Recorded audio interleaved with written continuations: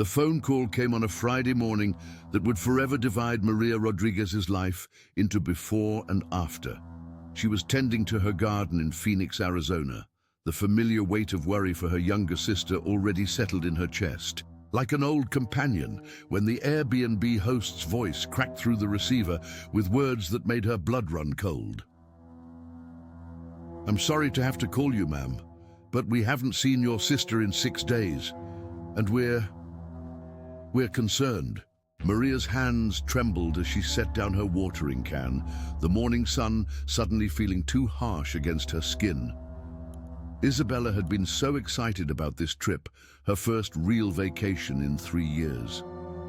At 27, Isabella worked as a freelance translator for international publishing houses, a job that kept her tethered to her laptop screen for countless hours, translating novels and academic papers from Spanish to English. The isolation had been wearing on her.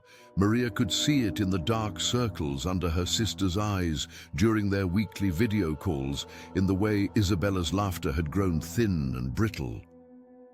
She needed this, Isabella had told Maria just 2 weeks earlier, her voice carrying that familiar note of determination that had gotten her through college on scholarships and built her translation business from nothing.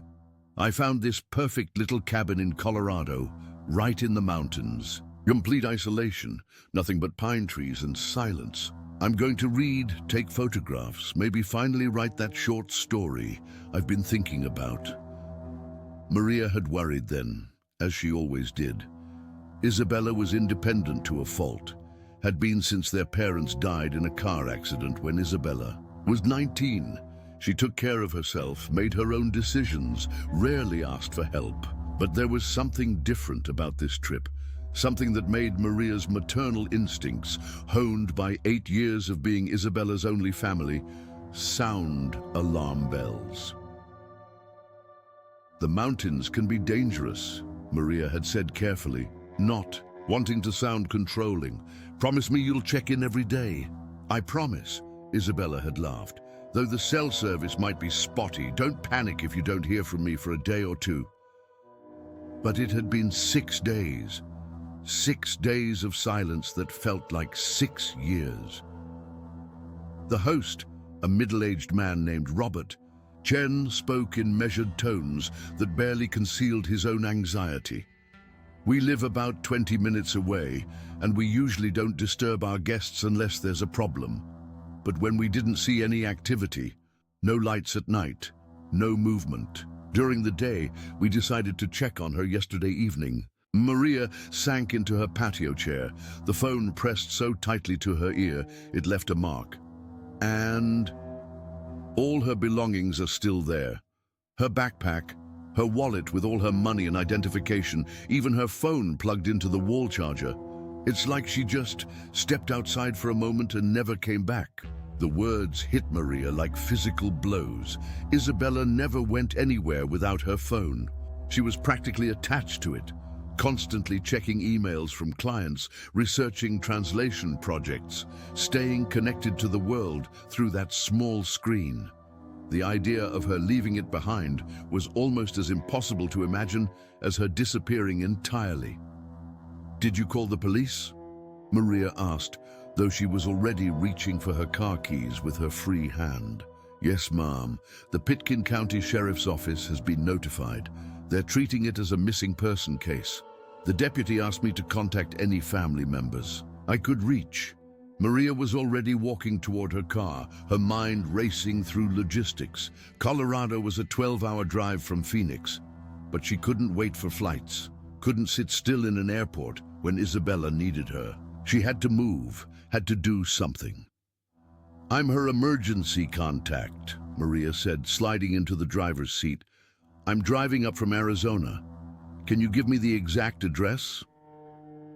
As Robert provided the details, Maria's phone automatically switched to speaker mode, allowing her to start the engine while she committed every word to memory. The cabin was located on Pine Ridge Road, about 4 miles outside the small mountain town of Ashcroft, Colorado. The nearest paved road was over a mile away, accessible only by a narrow dirt path that wound through dense forest. "It's quite isolated," Robert admitted, his voice carrying a note of something Maria couldn't quite identify. Regret? Fear? That's what most of our guests are looking for. Complete privacy, a chance to disconnect. But now I'm wondering if... He trailed off, but Maria heard what he didn't say. Now he was wondering if the isolation that attracted his guests might have become something more sinister.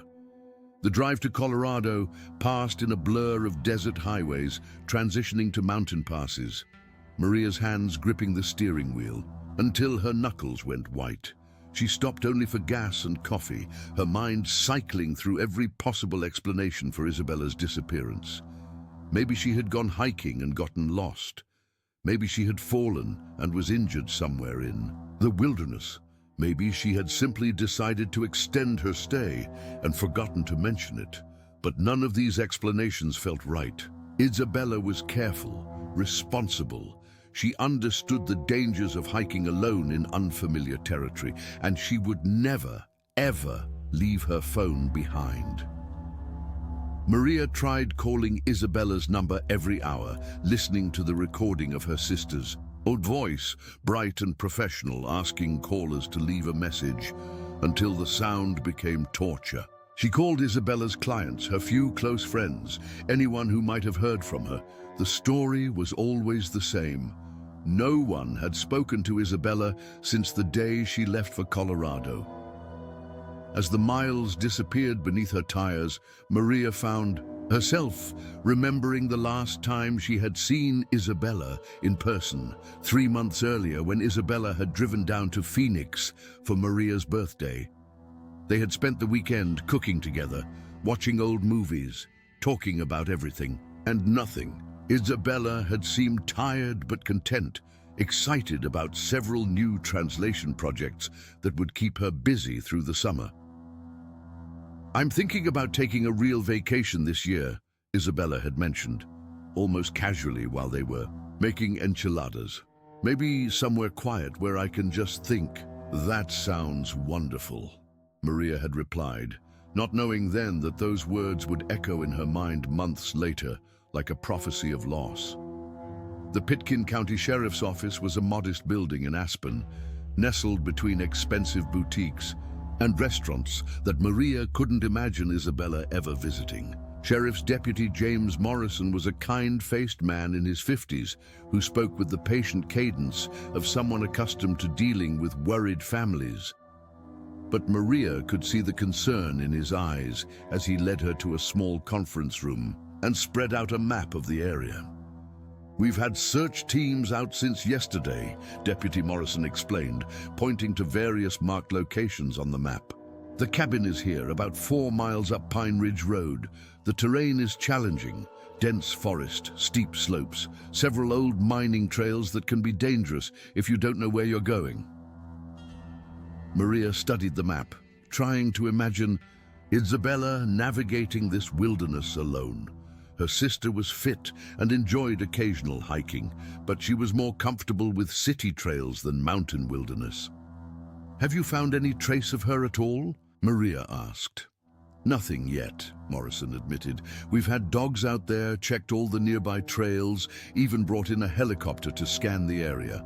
The strange thing is, we haven't found any footprints or signs that she left the immediate area around the cabin." The word "strange" hung in the air between them like a warning. Maria felt a chill that had nothing to do with the mountain air conditioning. "What exactly did you find at the cabin?"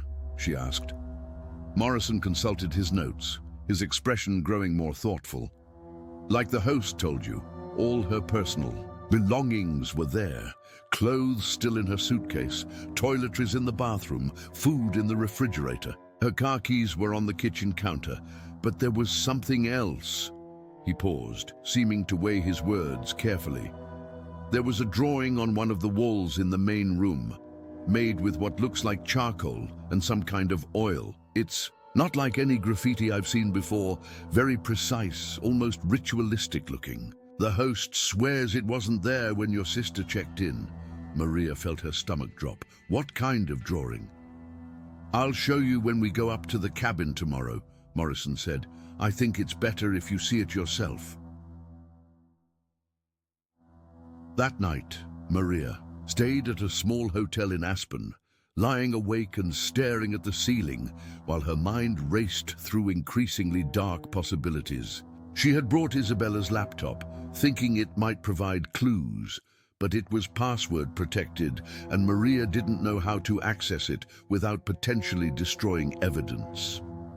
She found herself thinking about their childhood, how Isabella had always been the brave one, the one who explored dark corners of their grandmother's house while Maria hung back nervously. Isabella had been fearless then, confident in her ability to handle whatever she might find.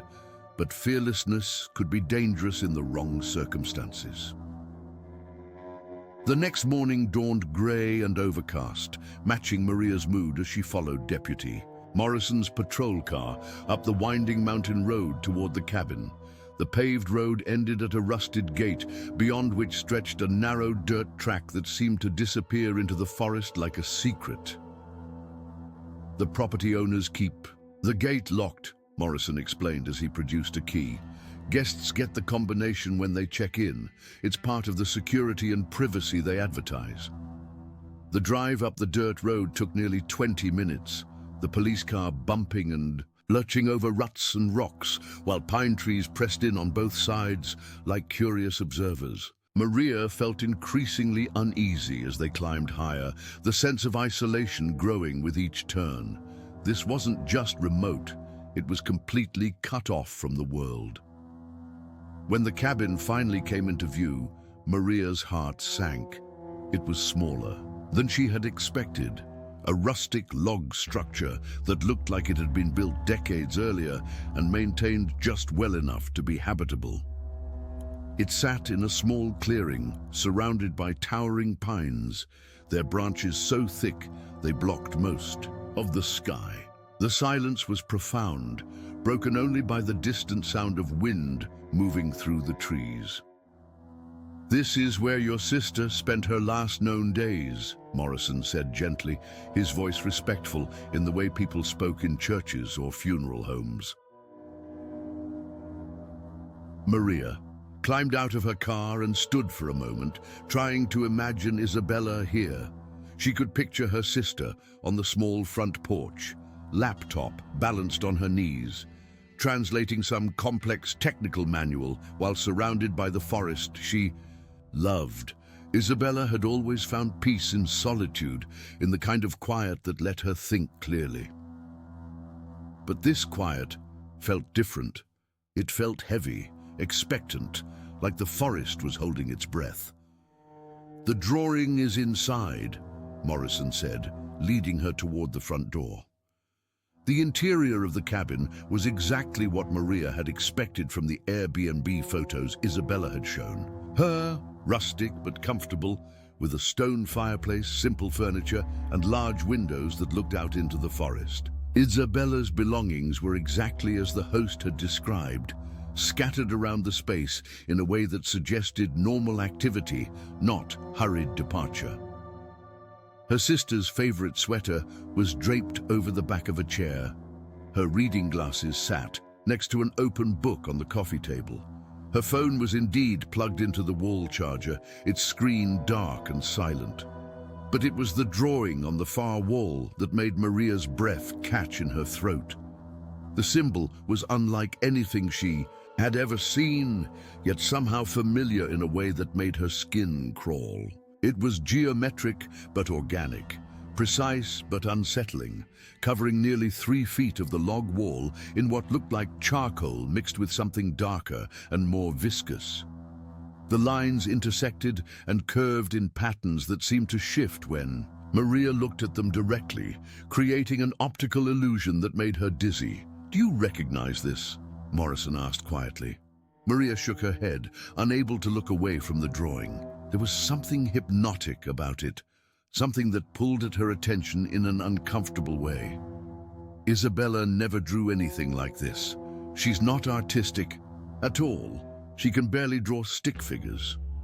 That's what we figured, Morrison said, which raises the question of who made it and why.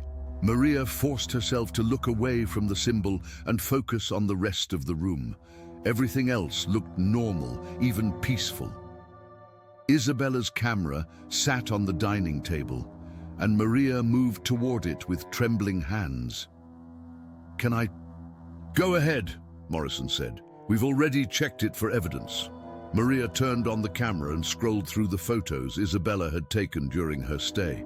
The first several were exactly what she expected: landscapes, close-ups of flowers, and interesting rock formations, the kind of nature photography Isabella had always enjoyed. Her sister had a good eye, Maria thought, looking at a particularly beautiful shot of morning light filtering through the pine trees. But as she continued scrolling, the photos began to change. They became darker, more focused on shadows and strange angles. There were several close-ups of tree bark that seemed almost aggressive in their intensity, and one disturbing image of what looked like claw marks on a fallen log. The final photo made Maria gasp. It was a picture of the symbol on the wall, but the timestamp showed it had been taken 2 days before Isabella's disappearance, which meant the drawing had been there for at least that long, part of whatever experience Isabella had been having in this isolated place. "She photographed it," Maria whispered, showing the screen to Morrison. The deputy's expression grew more troubled. "That suggests she found it interesting rather than threatening, at least initially." Maria continued scrolling, but there were no more photos after the symbol. Whatever had happened to Isabella occurred after she took that final image. As they prepared to leave the cabin, Maria took one last look around, trying to feel some connection to her sister, some sense of where Isabella might have gone. But the silence gave her no answers, and the symbol on the wall seemed to watch her with invisible eyes. "What happens now?" she asked as they walked back to their cars. "We continue the search," Morrison said. "We've got more teams coming in tomorrow, and we're expanding the radius. We'll find her, Mrs. Rodriguez. Missing persons cases in this area usually resolve within a few days." But as Maria followed the deputy's car back down the mountain, she couldn't shake the feeling that this case was unlike any they had dealt with before.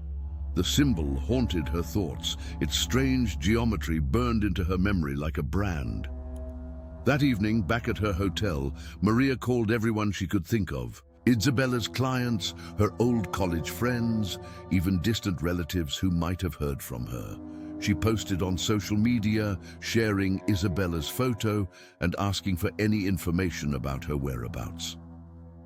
The responses were immediate and heartfelt. Dozens of people shared the post, offering prayers and support. Several of Isabella's translation clients expressed shock and concern, describing her as reliable and professional, someone who always met her deadlines and communicated promptly. But no one had heard from her. No one had any idea where she might have gone. As the night wore on and Maria sat alone in her hotel room, surrounded by the silence of the mountains, she found herself thinking about the symbol again. There had been something almost familiar about it, something that nagged at the edge of her memory. She tried to draw it from memory on a hotel notepad, but her amateur sketching skills couldn't capture the precise geometry that had made it so unsettling. Finally, exhausted by worry and the long drive, Maria tried to sleep, but her dreams were filled with dark symbols and endless forest paths, and she woke several times with the feeling that someone was watching her from the shadows. Tomorrow would bring more searching, more questions, more desperate hope that Isabella would be found, safe and unharmed. But deep in her heart, Maria was beginning to fear that whatever had drawn that symbol on the cabin wall had also taken her sister, leaving behind nothing but silence and an enigma that defied explanation. The mountain night pressed against her, hotel window like a living thing, and Maria pulled the covers over her head, trying to shut out the darkness that seemed to be spreading through her life like ink through water. Dawn broke gray and cold over the Colorado mountains, matching the heaviness in Maria's chest as she prepared for another day of searching. She had barely slept, her mind cycling through every possible scenario, each one more frightening than the last. By 6 in the morning, she was dressed and ready, clutching a thermos of coffee like a lifeline as she waited for Deputy Morrison in the hotel lobby. The search party that had assembled at the base of Pine Ridge Road was larger than Maria had expected. Besides the Sheriff's Department personnel, there were volunteers from the local mountain rescue team, a group of experienced hikers who knew the terrain, and 2 handlers with specially trained search dogs. The sight of so many people dedicated to finding Isabella should have been comforting, but instead it made the reality of the situation feel more ominous. We're going to cover every inch of accessible terrain within a 5-mile radius of the cabin, Morrison explained to the assembled group, pointing to a detailed topographical map spread across the hood of his patrol car. The weather's been stable, so if she's out here, she's had consistent conditions. Maria listened to the technical discussion of grid patterns and communication protocols, but her attention kept drifting to the 2 German shepherds who would be leading the search. The dogs seemed eager and alert, their handlers confident in their abilities. These animals had found missing hikers before, had located people who were lost and injured in terrain just like this. So, why hadn't they found Isabella yet?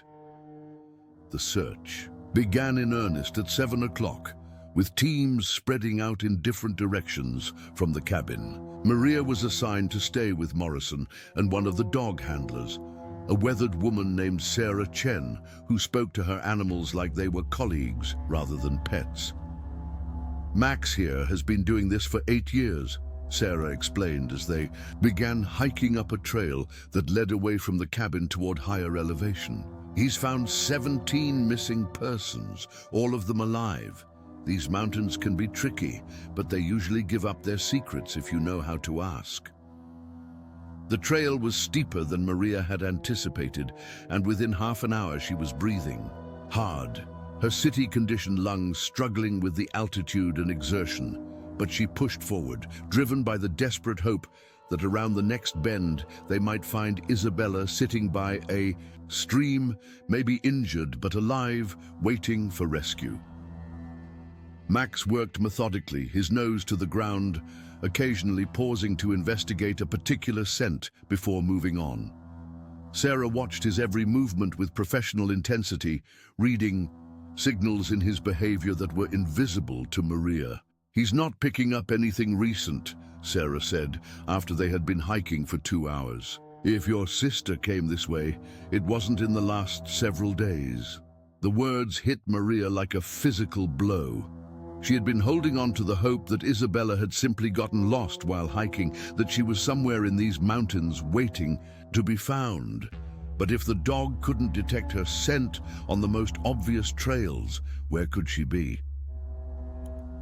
As they made their way back toward the cabin, Maria found herself studying the forest with new eyes. The dense stands of pine trees that had seemed beautiful yesterday now looked like barriers, hiding countless places where someone could disappear without a trace. The silence that Isabella had sought for creative inspiration now felt oppressive, heavy with unspoken secrets. "Tell me about the other guests," Maria said to Morrison as they paused for water at a small clearing. The host mentioned that other people had stayed at the cabin recently. Morrison consulted his notes. 5 bookings in the past 3 months. We've contacted all of them. Most had normal stays, no complaints, no incidents, but 2 mentioned some unusual experiences. What kind of experiences? One guest, a writer from Denver named Patricia Walsh, stayed for a long weekend in early June. She left a private review with the host, mentioning that she felt uncomfortable during her stay, like she was being watched. She didn't report anything, Specific, just a general sense of unease. Maria felt a chill that had nothing to do with the mountain air. And the other one? A couple from California, the Hendersons. They stayed for 4 days in late June. The husband reported hearing footsteps in the upper level of the cabin during their first night, even though they were the only people there.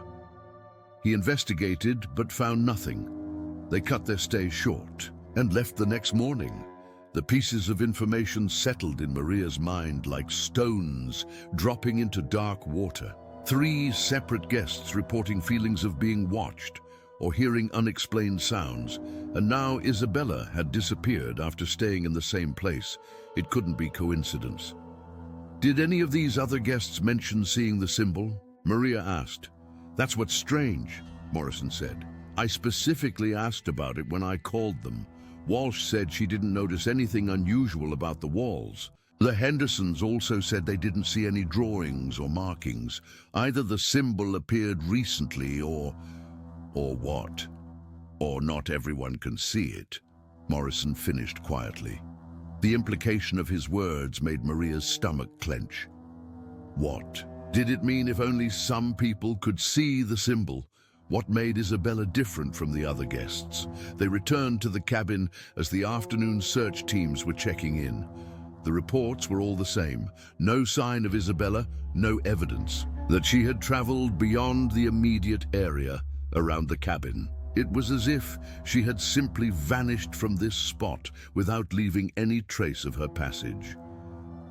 While the search teams compared notes and planned their strategy for the following day, Maria asked Morrison if she could spend some time alone in cabin. She needed to feel closer to Isabella to try to understand what her sister had experienced in this place. Take as long as you need, Morrison said. We've processed the scene, so you won't be disturbing evidence. Maybe you'll notice something we missed. Alone in the cabin, as evening light filtered through the trees, Maria tried to retrace Isabella's movements. She sat in the chair where Isabella had draped her sweater, stood by the window where Isabella had likely watched the sunrise, examined the book Isabella had been reading, a collection of short stories by a Mexican author Maria didn't recognize. The story Isabella had bookmarked was about a woman who disappeared while traveling, leaving behind only cryptic notes that her family couldn't understand. The irony was so cruel, it made Maria's hands shake. As darkness fell outside, Maria found herself drawn repeatedly to the symbol on the wall.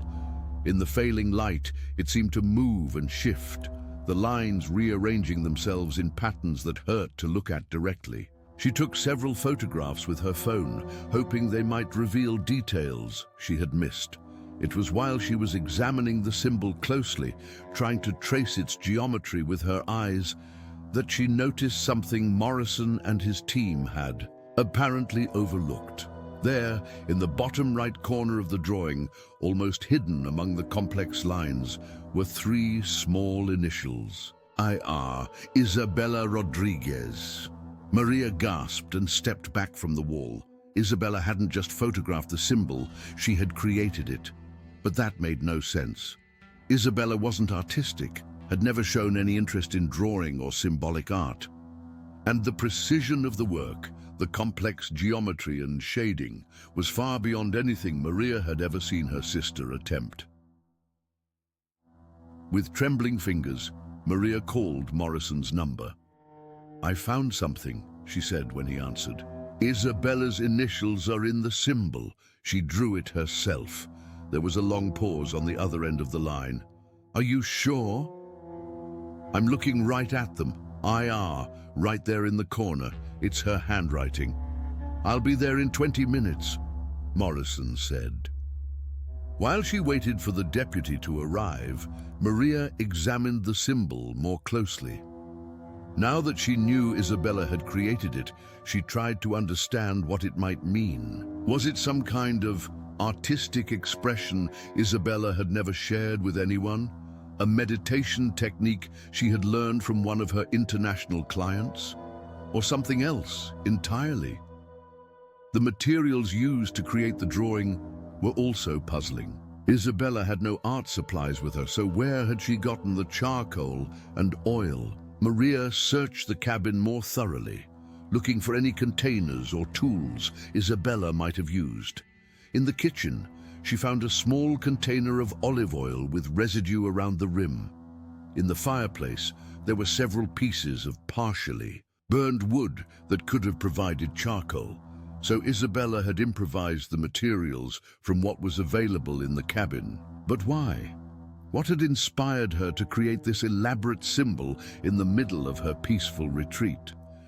Morrison arrived with Sarah Chen and Max, the search dog who had worked with them earlier.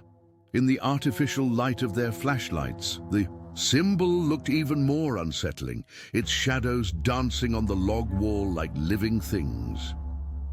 "There," Maria pointed to the initials. "Do you see them?" Morrison studied the markings with a magnifying glass, his expression growing more troubled. "You're right. That's definitely IR, written in the same material as the rest of the symbol." "Could I have Max examine this area?" Sarah asked. "If your sister created this, her scent should be concentrated here." Sarah directed Max to the wall where the symbol had been drawn.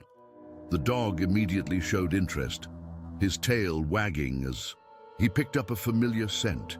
He sniffed along the base of the wall, then sat and looked up at Sarah with an expression that clearly indicated he had found what he was looking for. "That's definitely your sister's scent," Sarah confirmed. "Max is telling us she spent significant time right here, probably on multiple occasions." The confirmation that Isabella had created the symbol raised more questions than it answered. Maria found herself staring at the complex drawing, trying to understand what it might have meant to her sister. There was something hypnotic about the patterns, something that made her eyes want to follow the lines even when her rational mind told her to look away. "I need to contact the other guests again," Morrison said, photographing the initials with his camera. "If your sister created this symbol during her stay and previous guests didn't see it, that suggests she made it shortly before her disappearance." As they prepared to leave the cabin, Maria took one last look around. The space felt different, now that she knew Isabella had been actively creating something here, not just passively enjoying her retreat. There was an energy in the room, a sense of purpose that hadn't been there before. But it was also deeply unsettling. If Isabella had been inspired to create this complex symbol, what had been inspiring her? And why had she disappeared so soon after completing it? The drive back down the mountain was quiet, each of them lost in their own thoughts.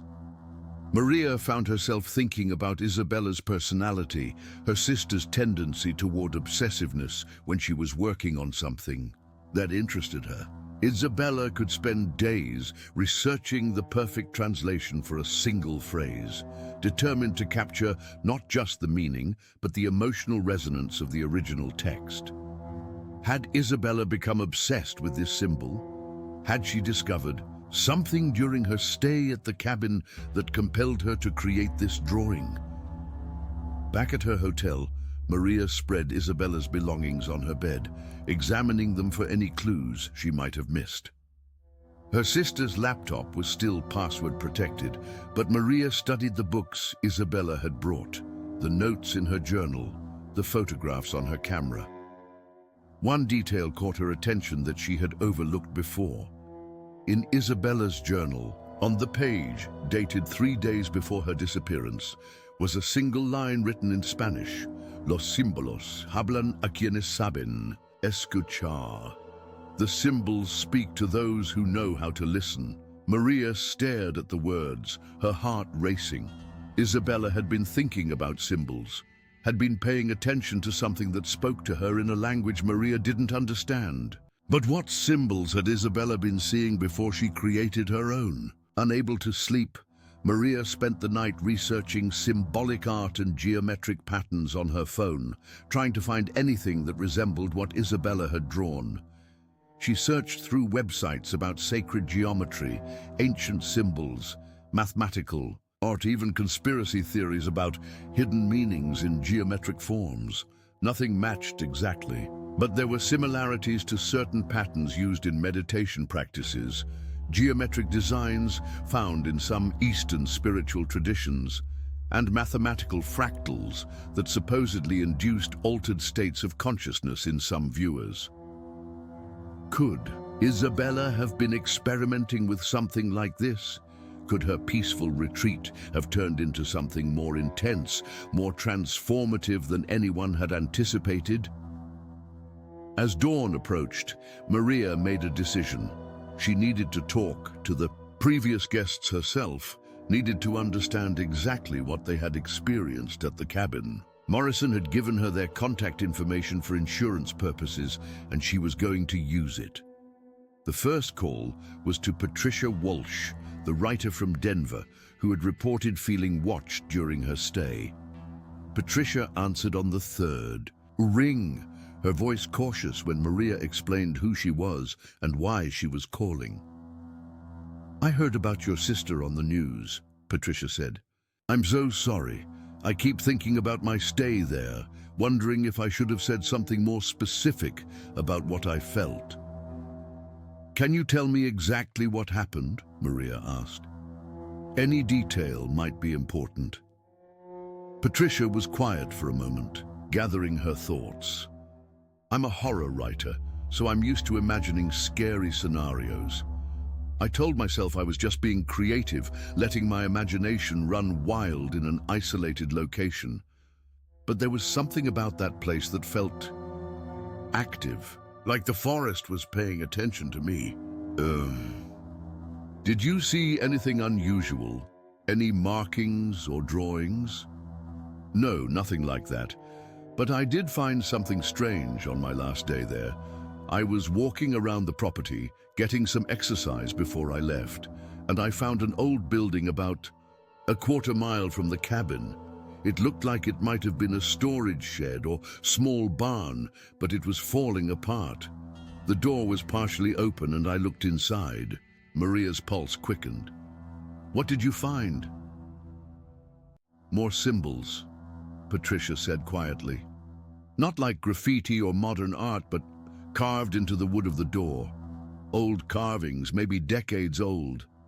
They reminded me of something I'd seen in research for one of my books, symbols used by isolated religious communities in the 1800s to mark sacred or forbidden spaces." The connection hit Maria like lightning. The old barn Morrison had mentioned in his initial report, the one the search dogs had shown interest in. Had Isabella found it too? Had she seen the same symbols Patricia had discovered? "Did you take any pictures?" Maria asked. "I tried, but my phone battery died while I was out there. I meant to go back with a charger, but I left earlier than planned. The whole place was making me too uncomfortable to stay." After hanging up with Patricia, Maria immediately called Morrison and told him about the old barn and the symbols Patricia had seen. "We checked that building during our initial search," Morrison said. "Found some old farming tools, nothing that seemed relevant, but we weren't looking for historical carvings. I'll meet you there this morning and we'll take another look." An hour later, Maria was following Morrison's patrol car back up the mountain road toward the cabin. The morning was clear and bright, but she felt none of the optimism that should have come with good weather for searching. Instead, she felt like she was being drawn deeper into a mystery that grew more complex with every discovery. The old barn was exactly as Patricia had described it, a weathered wooden structure about a quarter mile from the cabin, hidden among the trees and accessible only by a faint trail that could easily be missed. The door hung at an angle on broken hinges, revealing a dark interior filled with abandoned farming equipment. But it was the inside of the door that made Maria's breath catch in her throat. Carved into the wood in precise, deep lines were symbols that bore an unmistakable resemblance to what Isabella had drawn on the cabin wall. Not identical, but clearly related, like words in the same language written by different hands. "This is what Isabella saw," Maria whispered, running her fingers over the carved lines. "This is what inspired her to create her own version." Morrison was photographing the carvings, his expression troubled. "These look old, probably dating back to the 1800s, like the writer suggested. But if your sister saw them and then created her own symbol based on them, why did she disappear afterward?" It was a question that would haunt Maria for the rest of her life. As they stood in the shadowy barn, surrounded by symbols that spoke in a language neither of them understood, she felt the weight of all the things they didn't know pressing down on her like the mountain itself. Somewhere in these woods, Isabella had discovered something that compelled her to create a symbol of her own. But what had she found after that, and where had it led her? The discovery of the historical symbols in the old barn changed everything. What had seemed like an isolated incident now felt like part of a larger pattern, a mystery with roots that extended deep into the past. Maria spent the afternoon at the Pitkin County Historical Society, a small building in downtown Aspen that housed records and artifacts from the area's earliest settlements. The librarian, an elderly woman named Dorothy Martinez, who had been documenting local history for over 30 years, listened carefully as Maria described the symbols they had found. Dorothy's expression grew increasingly serious as Maria showed her the photographs on her phone. "I've seen markings like these before," Dorothy said finally, her voice heavy with concern. "Not recently, but in old records and photographs from the late 1800s. They're associated with a group of settlers who established a small community up in those mountains around 1875. Dorothy led Maria to a back room where historical documents were stored in climate-controlled filing cabinets. She pulled out a folder marked Pine Ridge Settlement, 1875-1891, and spread several yellowed photographs and handwritten documents across a research table. The Pine Ridge Settlement was founded by a man named Ezekiel Whitmore and about 40 followers who believed in what they called geometric meditation, Dorothy explained. They thought certain symbols and patterns could induce spiritual experiences, help people transcend normal consciousness. Maria studied the old photographs, her heart racing as she recognized similar geometric patterns carved into wooden buildings and painted on rock faces. The symbols weren't identical to what Isabella had drawn, but the underlying principles were clearly the same. Precise geometric forms arranged in patterns that seemed to pull at the viewer's attention. "What happened to the settlement?" Maria asked. Dorothy's expression darkened. "That's where the story becomes troubling. According to the few records that survive, people in the settlement began disappearing in the spring of 1891. Not all at once, but one by one, over the course of several months. By autumn, the entire community was gone. The territorial authorities found the buildings abandoned, with no indication of where the residents had gone or why they left." The parallel to Isabella's disappearance was so obvious, it made Maria feel sick. Did they ever find any of the missing people? Never.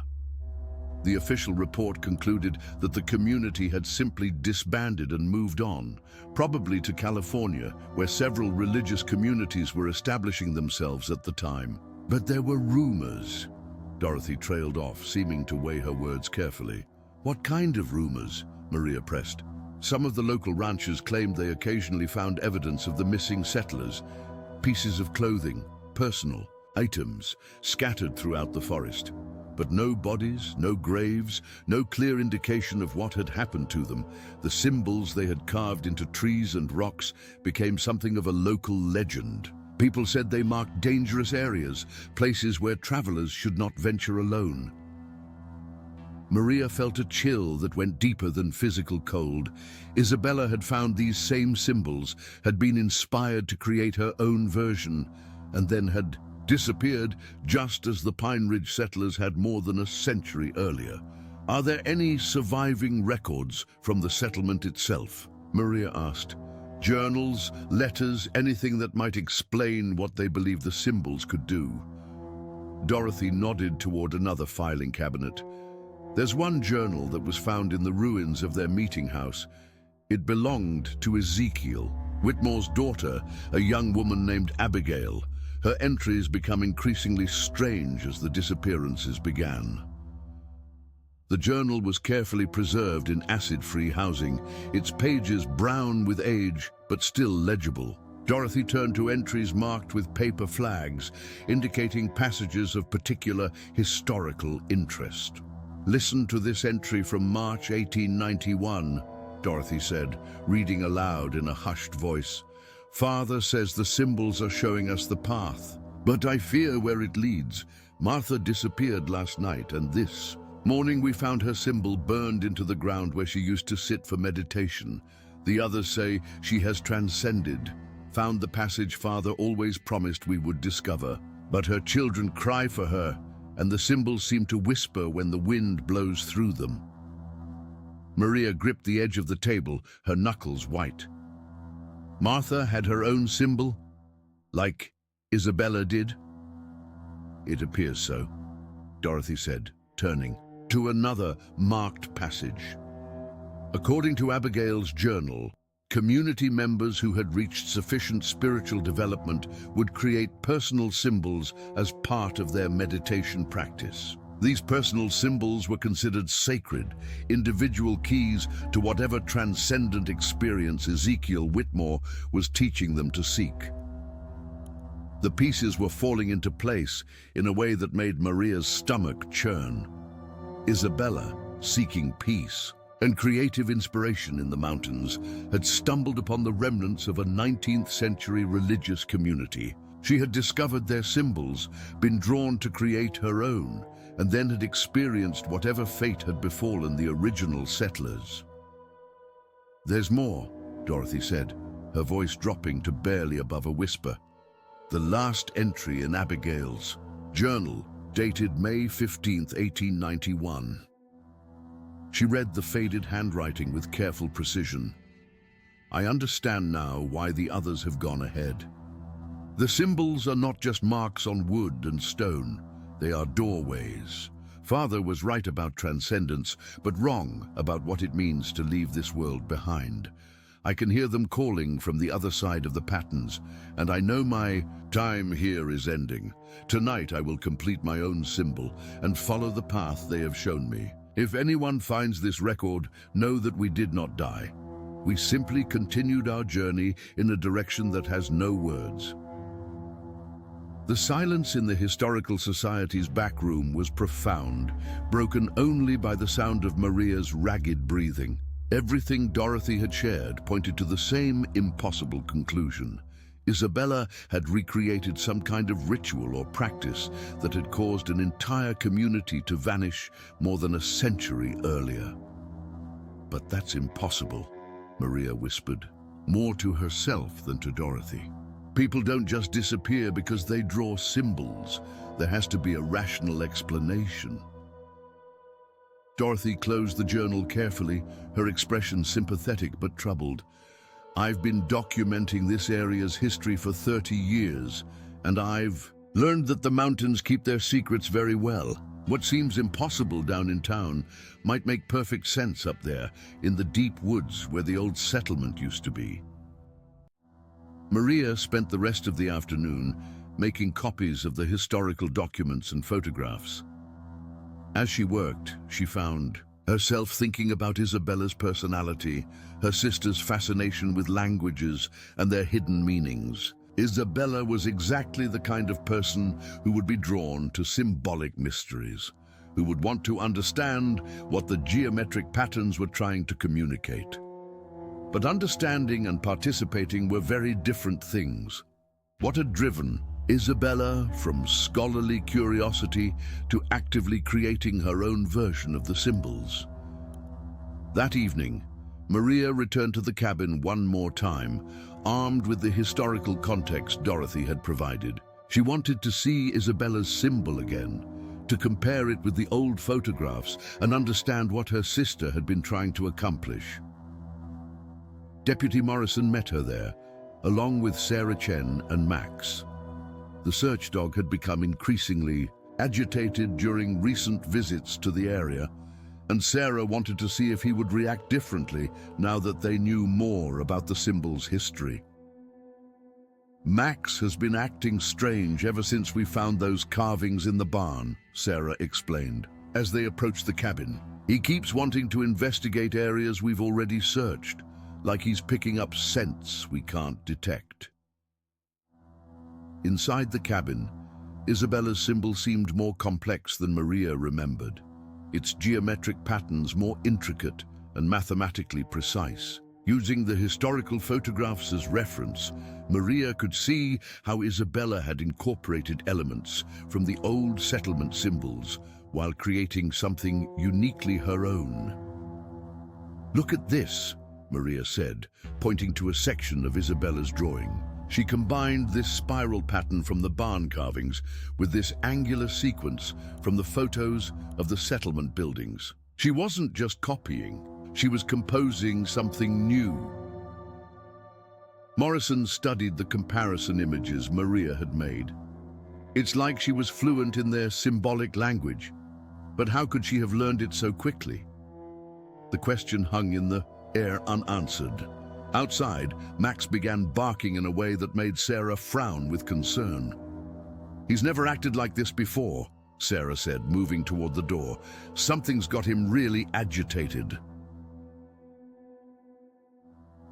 They followed the dog outside, where Max was standing at the edge of the clearing, facing the forest with his hackles raised. He wasn't barking at anything visible, but his entire body was tense with alertness.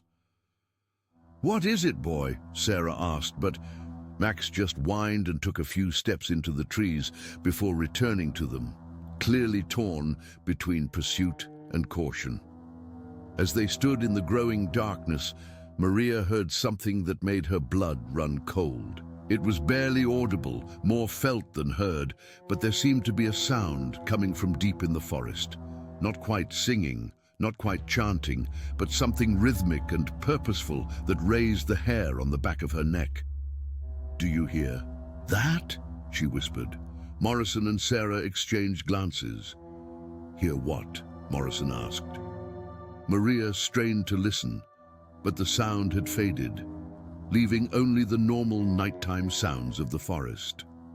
Max had calmed down as well, though he continued to watch the trees with obvious unease. "Nothing," Maria said finally. "I thought I heard. Never mind." But as they prepared to leave the cabin, Maria couldn't shake the feeling that something had been trying to communicate with them from the darkness, something that knew about the symbols, about Isabella, about the connection between past and present that had drawn her sister into a mystery spanning more than a century. The drive back to town was tense, each of them lost in their own thoughts about what they had learned and what it might mean for Isabella's fate. Maria found herself thinking about Abigail Whitmore's journal entry, the young woman's final words about following a path that had no words. Had Isabella found that same path? Had she discovered whatever doorway the geometric symbols were supposed to represent? That night, unable to sleep, Maria made a decision that would have terrified her under normal circumstances. She was going to return to the cabin alone, without the search teams or deputies or anyone else who might interfere with what she needed to do. If Isabella had found something in those symbols, something that connected her to the long-lost settlement and its mysterious fate, then Maria was going to find it too. She was going to complete whatever journey her sister had begun, even if it meant following her into the unknown. The next morning, Maria told Deputy Morrison that she needed some time alone to process everything they had learned. She promised to stay in touch and not do anything dangerous, but she had no intention of keeping that promise. Instead, she drove up Pine Ridge Road one more time, using the key Morrison had given her to unlock the gate. The forest seemed different in the early morning light, less threatening but more alive, as if the trees themselves were aware of her presence. At the cabin, Maria spent several hours studying Isabella's symbol, trying to understand its geometry and mathematical relationships. She traced its patterns with her finger, feeling the slight texture where the charcoal and oil had been applied to the log wall. Gradually, she began to see what Isabella had seen. The symbol wasn't just decorative, it was functional. The lines and angles created a kind of optical illusion that seemed to shift and move when viewed from different positions. Certain combinations of patterns created focal points that drew the eye irresistibly, while others seemed to fade into the background despite their bold execution. It was hypnotic in a way that felt both dangerous and compelling. Maria found herself standing in front of the symbol for longer and longer periods, following its patterns with her eyes until she felt dizzy and disoriented. During one of these sessions, she began to understand what Isabella might have experienced. The symbol seemed to be teaching her something, showing her relationships and connections that existed beyond normal perception. Time seemed to slow down, and Maria became aware of sounds and sensations she hadn't noticed before. The forest outside was alive with subtle rhythms, patterns of wind and wildlife that seemed to echo the geometric relationships in Isabella's drawing. The cabin itself felt different, as if its boundaries had become more permeable, less distinct from the wilderness that surrounded it. And gradually, Maria began to hear the sound she had noticed the night before, that rhythmic, purposeful pattern that seemed to come from everywhere and nowhere at once. But now she understood that it wasn't coming from the forest. It was coming from the symbol itself. As the afternoon wore on and Maria continued her vigil in front of Isabella's creation, she began to see flickering movements in her peripheral vision. Shadows that moved independently of their sources, shapes that suggested human figures walking just beyond the tree line. She knew she should be frightened, should call for help or leave immediately.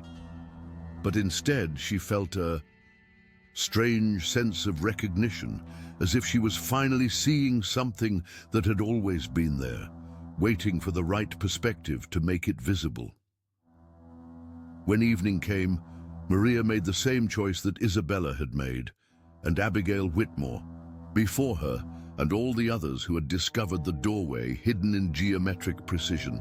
She began to create her own symbol on the wall beside Isabella's, using the same improvised materials her sister had found.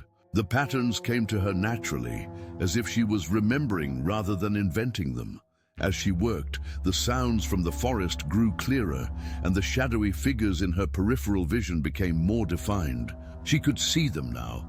Isabella, young and beautiful, standing among the trees with the expression of profound peace. Behind her were others, men and women in clothes from different eras, all of them watching Maria with patient kindness. They were waiting for her to complete her symbol, to finish the pattern that would allow her to join them in whatever transcendent state they had discovered. Maria's hand moved with increasing confidence as she added the final elements to her geometric composition. Each line felt necessary, inevitable, part of a larger design that extended far beyond what she could see on the cabin wall.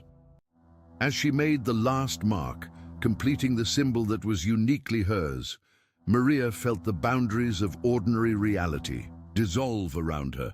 The cabin, the forest, the entire physical world became just one layer of a much larger and more complex existence. Isabella stepped forward from among the trees, her smile radiant with love and welcome. Behind her, Maria could see the community of transcended souls that had been waiting more than a century for others to discover their path. "I knew you would understand," Isabella said. her voice carrying across dimensions of space and time. "I knew you would follow me here." Maria took her sister's hand and stepped forward into the pattern of existence that had no words, leaving behind only two geometric symbols on a cabin wall, and the eternal mystery of where human consciousness goes when it outgrows the limitations of physical form. Deputy Morrison found the cabin empty on Monday morning, exactly 1 week after Isabella Rodriguez had first been reported missing. The door was unlocked, as if Maria had simply stepped outside for a moment and planned to return. Her car was parked in its usual spot, keys on the kitchen counter, purse on the dining table. But it was the wall that stopped Morrison in his tracks and made him call for backup with shaking hands.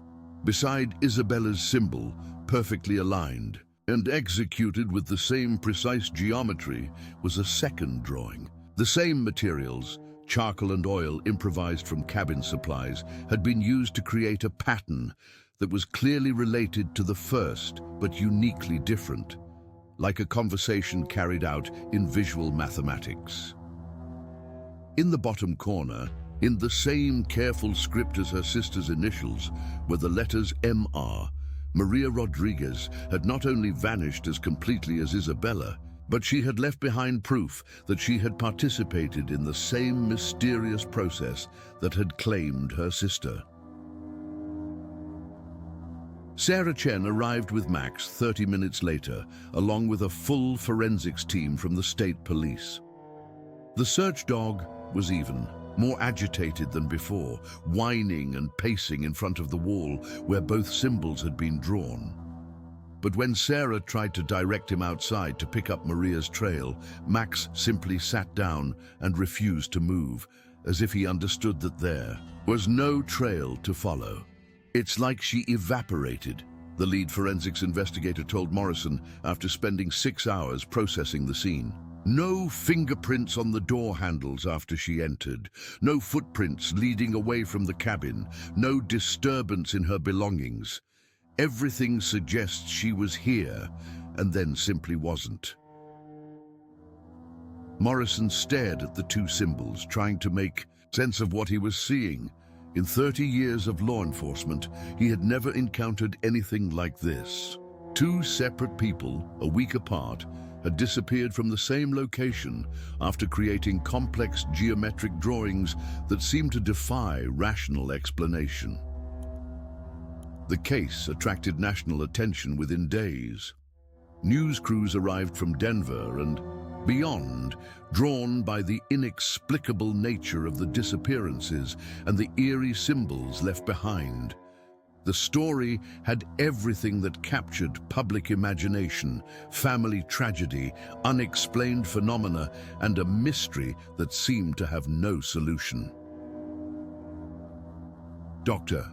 Amanda Chen, a professor of psychology at the University of Colorado who specialized in altered states of consciousness, was brought in to examine the symbols and provide expert analysis. Her initial report only deepened the mystery.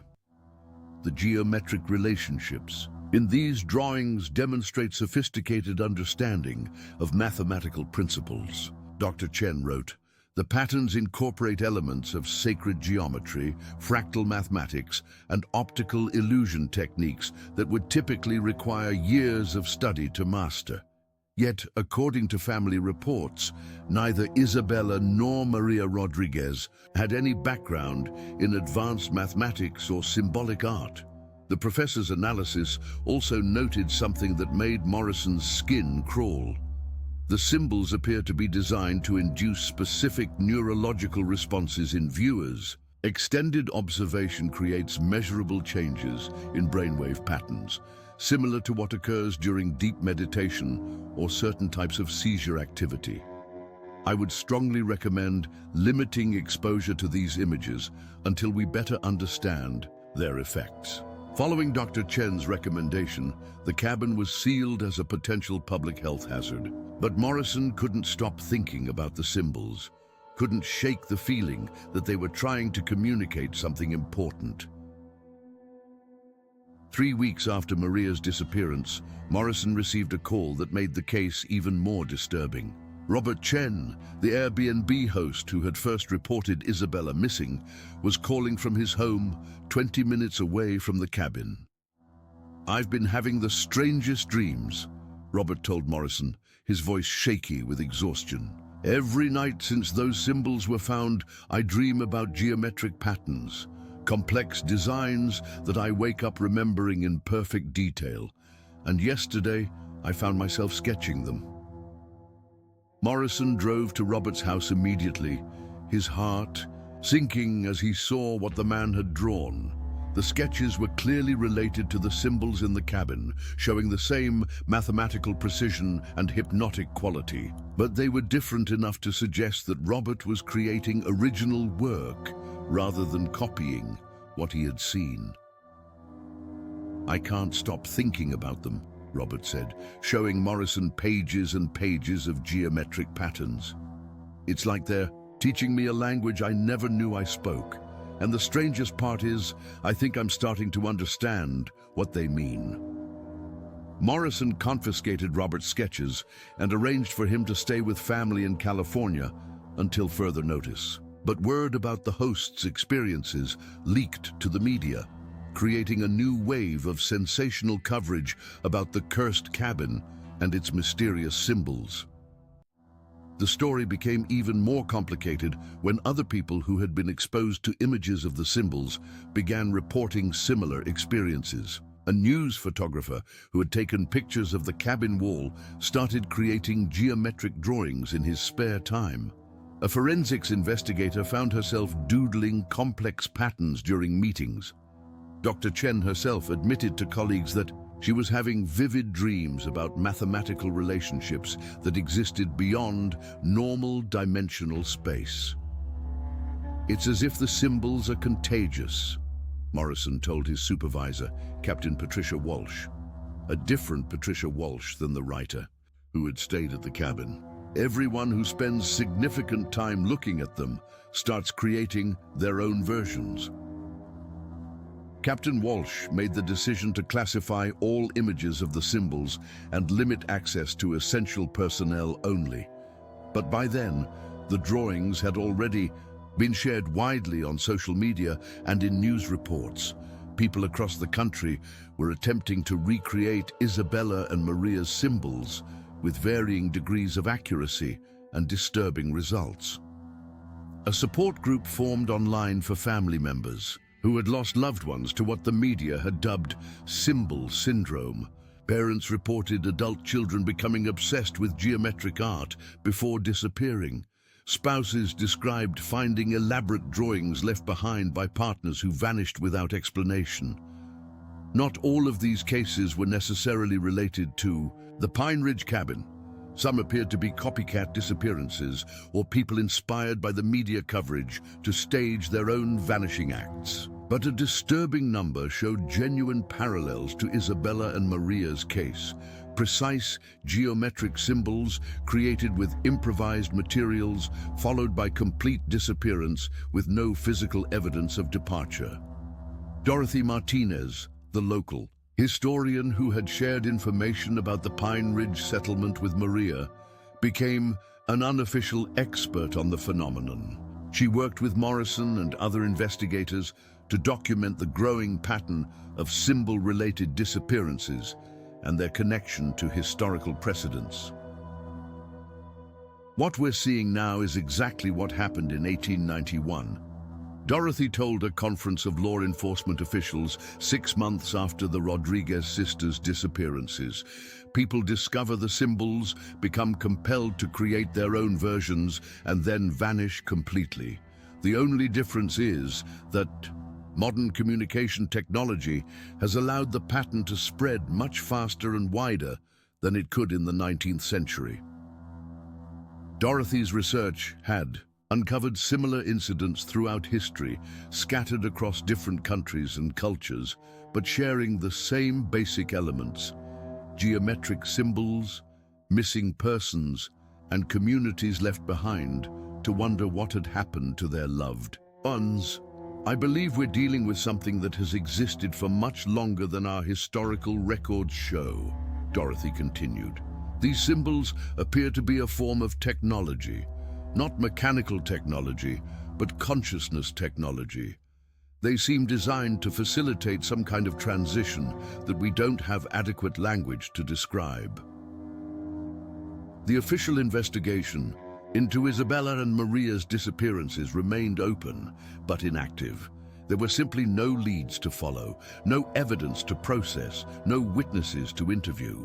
The sisters had vanished as completely as smoke, dispersing in wind, leaving behind only questions and the geometric patterns that had somehow facilitated their departure from ordinary reality.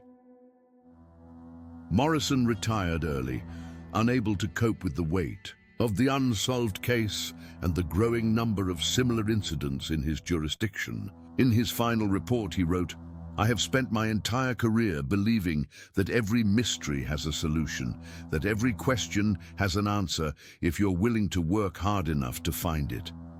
The Rodriguez case has challenged that belief in ways I'm not prepared to accept. Some mysteries may be meant to remain mysterious, but the story didn't end with Morrison's retirement or the official closing of the case files. The symbols continued to exert their strange influence, drawing people into geometric patterns that seemed to offer something beyond ordinary human experience.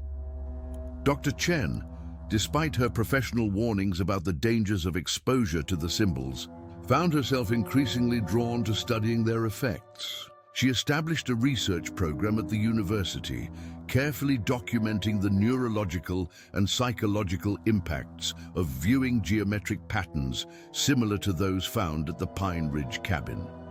Her work revealed that the symbols activated areas of the brain associated with pattern recognition, spatial reasoning, and what some researchers called transcendent experience, the neurological state associated with deep meditation, religious revelation, and certain types of psychedelic experiences. The symbols appear to be a kind of a key, Dr. Chen wrote in her final paper before her own disappearance 2 years later. They unlock neurological pathways that allow consciousness to access dimensions of reality that are normally beyond human perception. Whether this represents a form of enlightenment or simply a particularly sophisticated method of self-destruction, I am no longer qualified to say. Dr. Chen's symbol was found carved into her office desk at the university, created with a penknife and black ink. Like all the others, it showed the same mathematical precision and hypnotic quality that had characterized Isabella's original drawing. And like all the others, it was accompanied by the complete and inexplicable absence of its creator. The university sealed Dr. Chen's office and discontinued all research into symbol-related phenomena. But her work had already been published and shared within the academic community, ensuring that knowledge of the symbol's effects would continue to spread. In the years that followed, the Pine Ridge cabin became a pilgrimage site for people drawn to its mystery. Despite official restrictions and warnings, individuals continued to visit the location, hoping to understand what Isabella and Maria Rodriguez had discovered in those geometric patterns. Some visitors left disappointed, seeing nothing more than amateur artwork on a cabin wall. Others reported profound spiritual experiences, claiming the symbols had revealed hidden truths about the nature of consciousness and reality. And a few inevitably disappeared after creating their own geometric compositions, adding to the growing legend of the symbol's power. The old barn where Patricia Walsh had first discovered the historical carvings became another focal point. For symbol seekers, the 19th century markings were studied, photographed, and copied by researchers and enthusiasts from around the world. Several academic papers were published analyzing the geometric relationships and their potential connection to mathematical concepts that weren't formally recognized until decades after the original carvings were made. But the most disturbing Discovery came 5 years after the Rodriguez sisters' disappearances, when a ground-penetrating radar survey of the Pine Ridge area revealed something that changed everything investigators thought they knew about the case. Buried 6 feet beneath the cabin's foundation were the remains of a structure that predated European settlement in the area by at least 2 centuries. The buried building showed evidence of sophisticated architectural planning, with room layouts based on the same geometric principles found in the symbols. Carbon dating of artifacts found in the underground structure suggested it had been built around 1650, making it older than any known European settlement in Colorado. But the most shocking discovery was a series of symbols carved into the underground walls. Symbols that were identical to those Isabella Rodriguez had created more than 3 centuries later. The implications were staggering. The geometric patterns that had drawn Isabella and Maria into their mysterious fate weren't 19th century inventions or modern psychological phenomena. They were part of something much older, much deeper, a pattern of human experience that had been repeating itself for hundreds of years. Dr. Rebecca Martinez, Dorothy's granddaughter, who had inherited her grandmother's passion for historical research, devoted her career to understanding the underground structure and its connection to the symbol disappearances. What we're looking at is evidence of a recurring cycle, Dr. Martinez wrote in her groundbreaking study of the site. Every few generations, people rediscover these symbols and their effects. They create their own versions, experience whatever transformation the patterns facilitate, and then disappear, leaving behind only their geometric compositions and bewildered families.